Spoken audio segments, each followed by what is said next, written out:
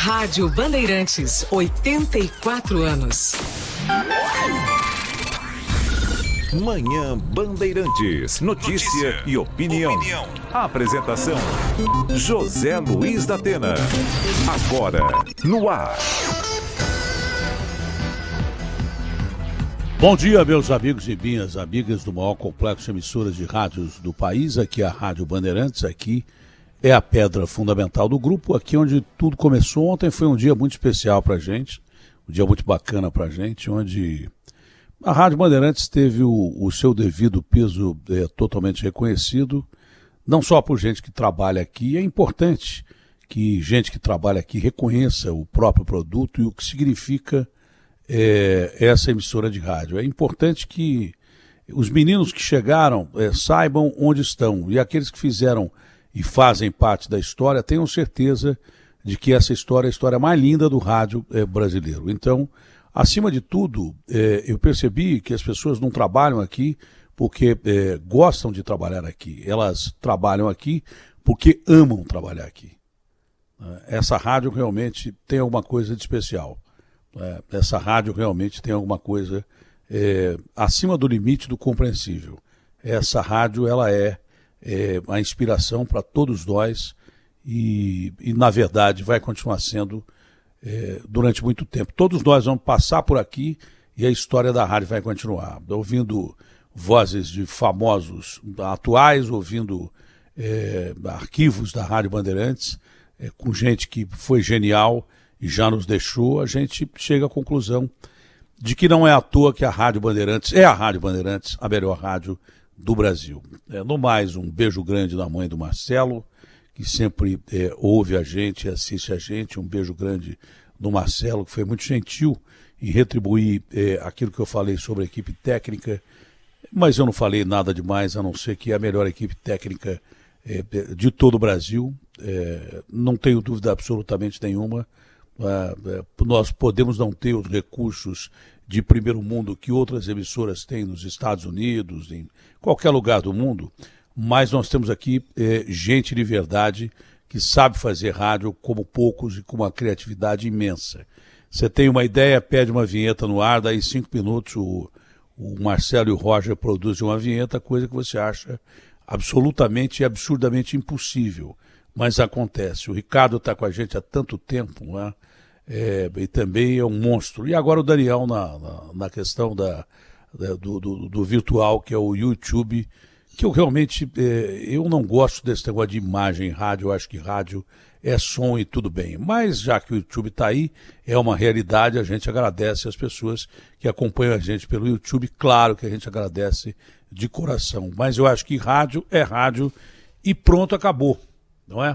Falando em áudio, eu mandei para um áudio aí, fique esperto que eu vou pedir a qualquer momento esse áudio. No mais, a operação do Rio de Janeiro, que é contestada pela ONU, matou 24 pessoas suspeitas e morreu um policial. Do policial que morreu, a ONU não quer saber dos 24 suspeitos que morreram. Isso a ONU quer saber. Dos milhões de pessoas que são assassinadas no Brasil nos últimos anos, mortas por bandidos armados de .50, por bandidos armados com pistolas, com facas, não é? Das milhares de pessoas que morrem todos os dias no Brasil, executados friamente por criminosos da pior espécie, isso a ONU não quer saber. A ONU não quer saber. De jeito nenhum a ONU quer saber.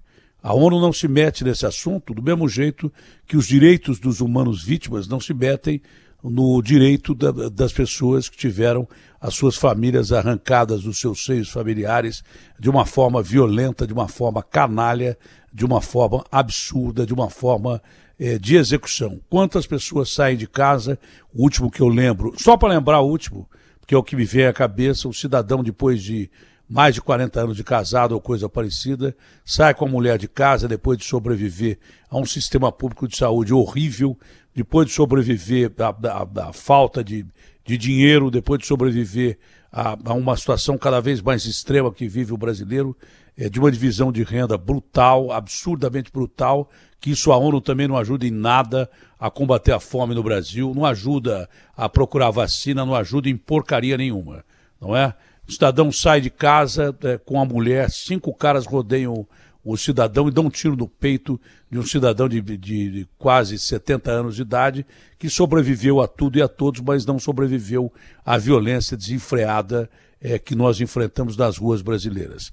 Quantos que estão me ouvindo agora já perderam seus entes queridos, não é, em ações de bandidos, bandidinhos e bandidões? Quanto o crime organizado lesa o país, arrebenta com o país, roubando milhares de dólares, e a ONU não quer saber. Quantos caras o crime organizado tem eleito para se infiltrar no meio da política brasileira e tornar alguns ladrões ainda mais ladrões e com apoio do crime organizado? Quantos o crime organizado executa todo dia no Brasil e a ONU não quer saber? Por que a ONU quer saber de coisas pontuais? É claro que uma ação onde morrem 24 pessoas mais um policial, isso vai ser investigado, isso é óbvio, e tem que ser investigado. Mas por que a ONU não vem saber das dificuldades do nosso dia a dia? Eu presumo que morra em cada capital brasileira, num fim de semana, mais de 50 pessoas, que é mais do que qualquer guerra em qualquer lugar do mundo. Isso a ONU não quer saber. Eu quero saber por que a ONU enfiou o rabo entre as pernas quando os Estados Unidos da América do Norte, maior potência econômico-militar, invade um país como o Iraque, dizendo que tinha arma química, e nem colírio acharam lá. Nem colírio acharam lá, não é? Mas o Saddam Hussein era um ditador. Sim, era um ditador que deveria ter sido destituído pelo governo iraquiano, que deveria ter sido mandado ou para execução ou não pelo governo iraquiano e pelo Estado soberano do Iraque. Quando a Rússia deita e rola em cima das ex-comunidades que faziam parte da União Soviética, né? Quando a Rússia ataca a Ucrânia, Geórgia ou coisa parecida, a ONU não quer saber. Enfia o rabo entre as pernas e cala a boca. Quando aquele baixinho começa a soltar míssil para todo lado, a ONU quer saber, mas mais ou menos, porque sabe que o cara está sentado em cima de um arsenal nuclear enorme. A ONU não sabe que no Rio de Janeiro mais de 1 milhão de pessoas não respondem simplesmente às leis brasileiras, é um Estado independente nas comunidades do Rio de Janeiro, que traficam drogas todo dia e acabam com a sociedade, se metem com milícias e transformam o povo refém nas comunidades, não é? O cara tem que pagar pedágio para comprar gás, net gato ou coisas parecidas. Até para subir na comunidade, você tem que pagar pedágio para esses caras. A ONU não quer saber disso. Que esse 1 milhão de pessoas vive oprimida e refém de um crime organizado, armado com .50, e ontem até bala de canhão acharam lá, além de .50, um obus de um míssil. Não é? Você vê o poderio do crime organizado. Isso a ONU não quer saber. Isso a ONU não quer saber. Ah, você é contra a investigação da operação policial? Não, não sou contra. Desde que haja justiça e se observe todos os detalhes desses criminosos que matam todo dia, de crianças a pessoas de idade, ameaçam a queimar pessoas de idade, queimam pessoas de idade, torturam pessoas de idade dentro de casa para roubar o que as pessoas têm. Atacam pais de família à luz do dia e matam essas pessoas todo dia, e aí a ONU não quer saber. Olha, eu estou começando a perder a paciência definitivamente com esses organismos internacionais que metem o pau, por exemplo, de como a gente trata os povos da floresta, mas quando os pulmões do mundo lá na Amazônia, em Manaus, começam a fraquejar e não tem oxigênio, não tem um país, imediatamente, porque o cara que morre de falta de ar, ele não pode esperar minutos, quanto mais dias e meses. Não tem um país que se mobiliza para mandar um raio de um tubo de oxigênio para o Brasil. Aí eles não querem saber. Ah, porque agridem a floresta. Quando há necessidade de desenvolvimento numa região que realmente é importante para o mundo, mas há necessidade do desenvolvimento sustentável, porque para manter a floresta amazônica, para manter os parques nacionais, os parques indígenas, a gente gasta uma grana imensurável que a gente não tem. Nós precisamos de ajuda internacional. Eu sou ambientalista e a favor de defender as florestas e os parques que nós temos. Mas o Brasil é o país que mais preserva no mundo e esses gringos acabaram com todas as florestas que eles tinham na França, na Europa, nos Estados Unidos. Não tem mais uma árvore em pé. O medo deles é que a gente derrube a Amazônia para plantar alguma coisa e aí sim passá-los no agronegócio, que a gente já compete cara a cara com a França, que não está preocupada com floresta, está preocupada com a nossa produção do agronegócio, com os Estados Unidos, que daqui a pouco a gente empata com os Estados Unidos em produção de agronegócio e vive sob a égide de império, tendo que aguentar o que os americanos querem, agora com a China também enchendo a nossa paciência. Nós temos que viver sob as botas desses caras todos os dias, sob o esmagar natural dos impérios, que não estão nem aí para a saúde dos povos da floresta. Como é que a ONU não veio aqui perguntar, e o presidente da França, que vive enchendo o nosso saco por causa da Amazônia, não mandou um tubo de oxigênio para cá? Como é que eles não vêm perguntar como é que os povos da floresta estavam morrendo de Covid há mais de 5 dias de barco e de avião? Para chegar até lá, já tinha morrido o sujeito, porque não tem estradas na Amazônia. Não vou tão longe, porque as reservas ficam nos contrafortes das fronteiras desse país gigante que tem de tudo, desde a nossa Amazônia Verde até a nossa Amazônia Azul. Que gringo vem roubar peixe aqui toda hora, vem pescar pra caramba toda hora e vivem de olho no nosso pré-sal, que são as nossas 200 milhas. Agora disso, o governador... representante dos governadores do Brasil, né, o Wellington, governador do Piauí, diz que ele tem uma reserva florestal que é maior do que as terras agricultáveis do estado, mas como ele vai manter o parque estadual lá no Piauí, uma reserva arqueológica que é um negócio impressionante, aquilo é o berço da humanidade, é equivalente às cavernas lá da França, que eles tanto falam. Entendeu? Mas não vem um tostão internacional para ajudar o cara. Ele falou, Datena, como é que eu vou sustentar o povo aqui do Piauí se esses caras não ajudam em nada? E é verdade, isso é uma realidade. Eu sou ambientalista para defender a nossa floresta para a gente. Mas cidades do interior do Amazonas passaram situação terrível no momento da falta de oxigênio, porque as estradas simplesmente que ligam Manaus a essas cidades, e não são cidades tão pequenas assim, simplesmente as estradas não existem. Não tem jeito, só se chega por avião ou barco.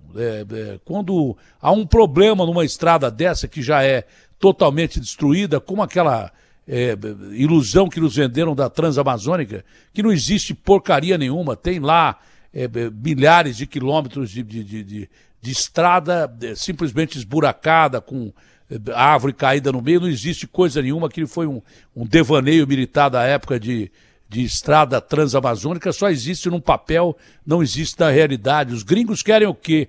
Que a gente abandone o nosso povo à própria sorte, sem que eles ajudem a gente a combater o desmatamento ilegal na floresta, que eles promovem comprando madeira ilegal que sai da Amazônia. Muitos móveis que tem na Europa, Estados Unidos, é de madeira ilegal extraída aqui do Brasil. Por que eles não ajudam a conter isso também? Eu sou favorável ao desenvolvimento sustentável da Amazônia, que não pode ficar largada à própria sorte, e algumas ONGs que têm interesse em ajudar, mas muitas que têm interesse em explorar e que a gente nem sabe o que está acontecendo dentro da reserva dessas ONGs que dominam algumas reservas indígenas e que os povos dessas reservas falam francês, inglês e não falam português, e o exército brasileiro não pode nem entrar lá. Preservar não significa abandonar. Preservar significa você ocupar com inteligência, sem destruir a floresta e, obviamente, manter um patrimônio que é nosso, primeiro, e depois da humanidade. É nosso primeiro. A Amazônia é brasileira, depois é do mundo, que respire o nosso ar, não tem problema nenhum.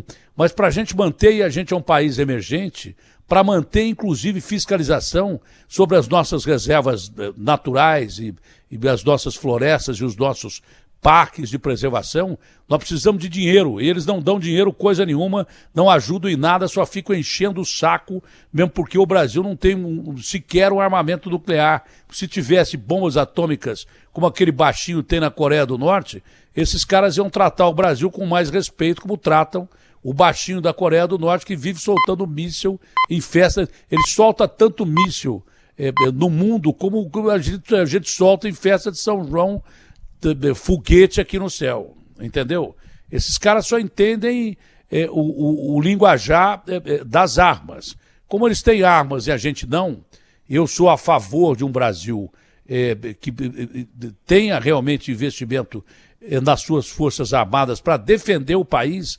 O Brasil nunca teve história de agressão, à exceção da Guerra do Paraguai, que foi um absurdo em relação a 3 países contra um só e um extermínio total de paraguaios daí por diante. Não vou entrar em detalhes, porque eles vão começar a me encher o saco também, mas eu sou favorável a que as nossas forças armadas sejam reequipadas, porque nós estamos em cima do país que tem as maiores reservas de minério, que tem as maiores florestas, que tem água, que tem um potencial que o mundo não tem. O Brasil, se um dia bem governado, vai ser o maior país do mundo. Isso tem que ser defendido, né? As nossas forças armadas não têm bala para lutar uma hora. Foram esquecidas e largadas ao léu, né? E depois do golpe militar que aconteceu no Brasil, não há nenhuma informação de que militares queiram tomar o poder, a não ser os devaneios de vez em quando do Bolsonaro, que ameaça com palavras jogadas ao léu de golpe, golpe, golpe. Não há golpe coisa nenhuma, não tem um militar hoje em dia no Brasil interessado a golpe. Pelo que eu estou sentindo, as instituições estão seguras e os militares não estão interessados coisa nenhuma em conquistar o país através de golpe, mesmo porque com um militar representando eles, militares, já estão realmente numa situação difícil, porque o presidente é um presidente autoritário, é um presidente que fala o que ele quer e os militares de hoje não são assim, são militares altamente democratas, isso a gente sabe disso, por contatos que tem com alguns militares esporádicos que eu tive. Eu nunca senti em militar nenhum tentativa de dar golpe, pelo contrário, senti gente nacionalista e democrática que pretende defender o Brasil. Por isso eu defendo que, se você tem a potência que nós temos em todos os sentidos, né? Primeiro que o mais importante aqui é gente melhor que o brasileiro não há, mas a gente tem muita coisa aqui que nós precisamos defender, né? Se você tem um carro bonito, uma casa bonita, você tem que ter segurança. Se você tem condições de produzir alimentos para o mundo inteiro, você tem que ter segurança. Para invasão, qualquer país que invada o Brasil, domina o Brasil em meia hora, cara. A gente tem que ter forças armadas, independente do ranço que exista aí contra o golpe militar de 64, tem que esquecer o que aconteceu naquele período em termos de vingança, porque vingança é uma palavra muito ruim. Jamais esquecer a história, né? Jamais esquecer a história. Se cometeram crimes em nome de golpes ou coisa parecida, isso tudo ficou na história, marcado na história, cobrado pela história. A história sempre vai cobrar isso.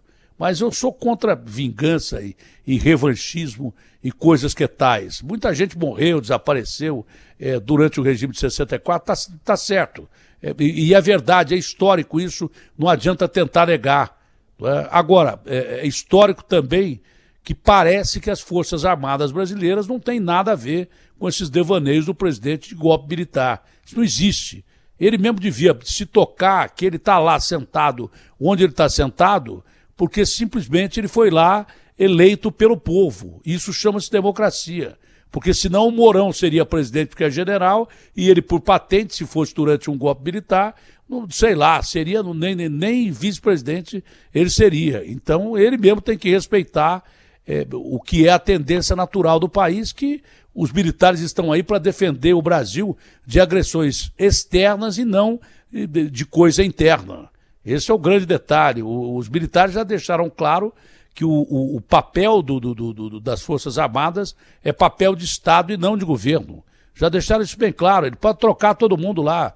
Já trocou os comandantes militares todos, ele pode trocar todos os outros comandantes militares, que a essência das nossas Forças Armadas permanece hoje como de proteção contra agressões externas, contra agressões que vêm de fora do país. Eu cito todos esses detalhes internacionais, que há uma clara má vontade do ambiente internacional para com o Brasil, muito por causa também dessas brigas todas que o Bolsonaro arruma todo dia com esses caras, mas em algumas delas ele tem total razão em relação à preservação das nossas florestas, dos nossos parques ambientais. A gente não quer queimar floresta nem acabar com floresta, mas esses gringos que querem manter reservas dentro do nosso país, que é um país faminto, é um dos países mais famintos do mundo, de uma divisão, a 10ª potência econômica e uma das piores nações em divisão de renda do mundo, com muita gente pobre morrendo de fome, e a fortuna do Brasil concentrada em 6 pessoas, para dizer muito, em 40 brasileiros de 210 milhões, isso é injusto, isso é uma canalice, tudo isso está correto. O brasileiro é um país faminto, mas como é que ele vai arrumar dinheiro para proteger as nossas reservas ambientais se não houver ajuda internacional? Existem canalhas que dirigem alguns países fora do Brasil que são contra a quebra de patente de vacina, o que é um absurdo. Transformam um flagelo, o pior flagelo da história moderna da humanidade, transformam um flagelo que nós vivemos na história moderna da humanidade em negócio. A Pfizer está arrumando dinheiro pra caramba com isso aí, esses mecanismos todos internacionais aí, laboratórios produtores de vacina, estão ganhando uma grana desgraçada em cima disso. Aí vem os 2 maiores presidentes das 2 maiores nações militares do mundo, presidente Biden dos Estados Unidos, eu não esperava que ele fizesse isso, e o Putin já faz isso, porque ele quebra realmente patentes, fornecendo tecnologia para que os países façam a vacina, e os 2 presidentes, graças a Deus, têm uma luz e dizem não, nós temos que quebrar a patente de vacina, porque a gente não quer laboratório rico, a gente quer povo vacinado. E esses caras fazem negócio com vacina. Esse é o grande detalhe, fazem negócio com vacina. Eles querem ganhar dinheiro com vacina. Ah, mas esse é o negócio deles. É numa situação normal, não numa situação que ameaça a humanidade. Enquanto houver uma pessoa com um vírus num país, a situação do mundo ainda corre risco.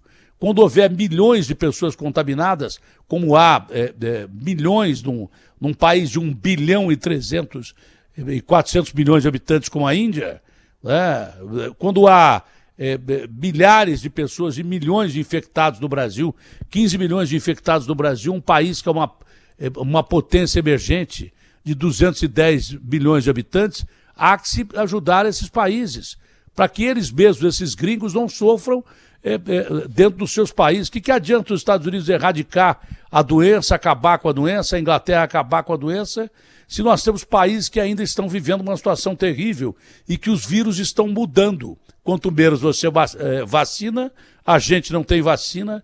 A Índia, que é a maior produtora de vacinas, não tem as vacinas suficientes, nem as melhores vacinas, não é? Enquanto a gente não vacina da maioria da população, o vírus vai mudando, e ele muda para bicho que, de repente, essa vacina da Pfizer, que está todo mundo correndo atrás, que acha que é a maior do mundo, daqui a pouco isso aí não presta para mais nada. Que a Coronavac daqui a pouco não presta para mais nada. Que é de Oxford, daqui a pouco não presta para mais nada. Que o bicho vai mudando tanto, porque ele tem ambiente para mudar, tudo que ele queria.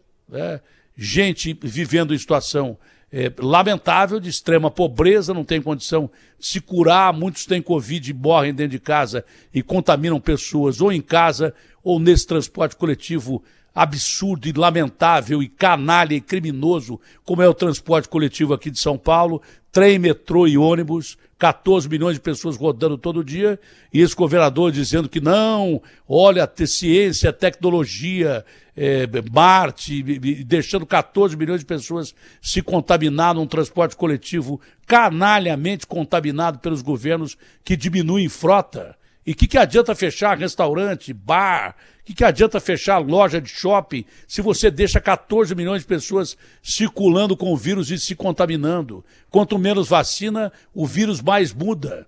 Não adianta esses gringos, com toda a ciência que eles têm, ficarem mudando vacina toda hora, porque daqui a pouco o vírus, que é muito mais preciso no que ele faz, que é se multiplicar para viver e matar a gente, né? Ele é muito mais rápido que qualquer cientista. Se deixarem país sem vacinar, como nós estamos sem vacinar, a Índia está sem vacinar, com as melhores vacinas e os melhores produtos, porque custa muita grana e esses caras não têm condição de produzir, e quando produzem querem bilhões pela vacina. Se deixarem isso acontecer, a humanidade corre risco. Então não deixa de ser burrice, mas antes de burrice é ganância não quebrar a patente de vacina. Isso é um absurdo, isso é lamentável, é triste, é absurdo. Então a ONU devia se meter muito mais em coisas para ajudar o mundo do que ficar pedindo investigação interna sobre a matança do Rio de Janeiro, porque isso naturalmente o Brasil vai investigar. Vai investigar, como investiga crimes de milhares de cidadãos inocentes que são mortos por bandidos desalmados, que agora até o bus de míssil tem.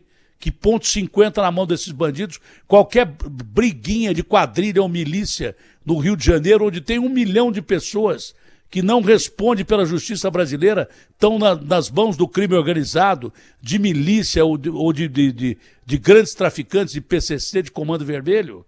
Né? De repente ali milhares de pessoas são exterminadas no Rio e no Brasil por bandidos de crime organizado ou bandidos de varejo, e a ONU não vem aqui saber por que esses bandidos matam tanta gente. Esse é o grande detalhe. Ah, mas é por causa da pobreza que você está falando. Não, não é. Muito se deve na maldade, no negócio que virou o crime organizado. Alguns caras, realmente, por estarem numa situação terrível de diferença de renda, obviamente que partem para o crime. Mas a maioria não é, senão a gente teria pelo menos 100 milhões de brasileiros todo dia na rua, assaltando e matando, porque nós temos pelo menos 100 milhões de brasileiros sem emprego, ou morrendo de fome, ou na miséria absoluta. O cara vê a família morrer, mas é incapaz de pegar uma faquinha de cozinha para assaltar alguém, pegar um revólver e matar alguém. O sujeito é incapaz, ele morre de fome, vê a família morrer de fome, mas não parte para o crime. Se fosse só a péssima e canalha distribuição de renda que nós temos no Brasil, evidente que a gente teria 100 milhões de habitantes desse país no crime organizado ou no crime assaltando e matando nesse momento. Nós temos uma classe política cuja maior parte da classe política não representa o povo brasileiro coisa nenhuma. É gente eleita para o povo e pelo povo e governa para o bolso e pelo bolso. Esse é o grande detalhe. Enquanto a gente não tiver uma classe política, na sua maioria, que defenda o povo de verdade, a gente nunca vai ser uma nação de verdade. Povo representado é democrático. Povo que se faz representar significa manutenção de democracia. Democracia pode ter defeitos sensíveis e, como já dizia o Churchill, é o pior regime do mundo, mas é o único que ainda funciona. Porque o comunismo, por exemplo, matou só com Stalin, que mandava para prisões de masmorras e torturava gente na Sibéria, 50 milhões. Com Mao Tse-tung, que exportava a produção de comida da China, que já era escassa, para 1 bilhão e 100 milhões de chineses na época, ou 1 bilhão de chineses, não é? Esse canalha matou mais de 70 milhões de pessoas. Então o comunismo não existe. Esses regimes todos de passagem, de social-democracia, vídeo que acontece nos países escandinavos durante essa crise da Covid, que se achavam as maiores potências do mundo e que simplesmente foram muito mal, pelo menos algumas delas, não tomando providência nenhuma em relação à Covid, simplesmente não fizeram nada. Não tomaram, teve nação, acho que foi, não sei se foi a Suécia, não fez nada. Deixou todo mundo liberado, ó, só usa álcool em gel, fica em distância e tal, morreu gente pra caramba lá. É um regime de passagem, social-democracia. Então, a democracia ainda é, na realidade, único bastião de defesa do ser humano. Mas democracia não é isso que a gente tem aqui, não. Aqui nós temos uma democracia que te obriga a pagar multa, te obriga a votar sem perguntar nada para você. Isso não é democrático. Democracia significa não distribuir pobreza como se distribui no Brasil. Democracia significa, sabe o quê? Distribuir igualdades e bem-estar social para todos nós. E quem diz que o Brasil é democrático uma ova, não é coisa nenhuma. Não é agora, nem nunca foi democrático na sua totalidade. Só será democrático quando não houver um ladrão no meio do poder. Pô, os caras acabaram de anistiar o Gedel, que roubou 51 milhões de real, como dizia um amigo meu. O cara roubou 51 milhões de real, que a gente sabe, dentro de um apartamento, mano, velho. Roubou 51 milhões de real e tá livre, tá anistiado. O Cunha, esse ladrão do MDB, é outro ladrão, anistiado. Então, o que você pode esperar de um regime democrático que age dessa maneira? Nós precisamos de democracia de verdade. E, repito, a democracia é a única saída para esse país. Não tem outra saída. É a única saída para o mundo. Mas, falando aqui do nosso quintal, é a única saída para o Brasil. Olha, se você concordou com o que eu falei, e eu falei demais, muito obrigado. Se não concordou, o que é que eu posso fazer? RB fechado com você.